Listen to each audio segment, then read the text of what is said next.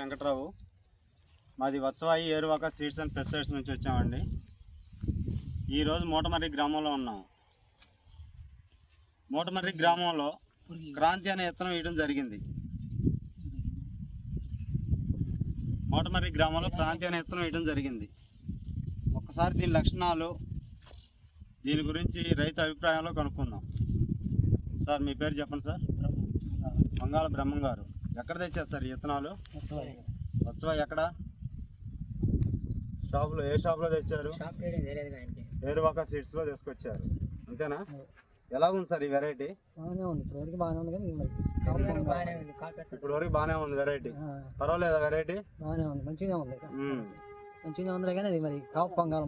కాపు పొంగిద్దండి అంతా. ఇప్పుడు అంతా పిందికట్ట మీద ఉంది కదా, అంత ఇదిగోండి, ఇదంతా పిందికట్ట మీద ఉంది.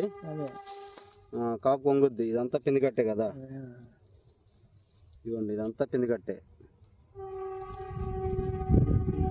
పర్వాలేదండి, వేసుకోదగ్గ వెరైటీ అనేది. ఇప్పుడు మీరు చూసించే వాళ్ళలో అందరూ బాగుంది అంటున్నారా? క్రాంతి అయితే పర్లేదు. క్రాంతి అయితే బాగుంది అంటున్నారా? మొత్తం మీ ఊరు ఏకరేజ్ ఎంత ఉంటుంది అన్న? తోటలో ఎక్కువ ఏ విత్తనం పడ్డది? రకాలు పెట్టుకున్నారు.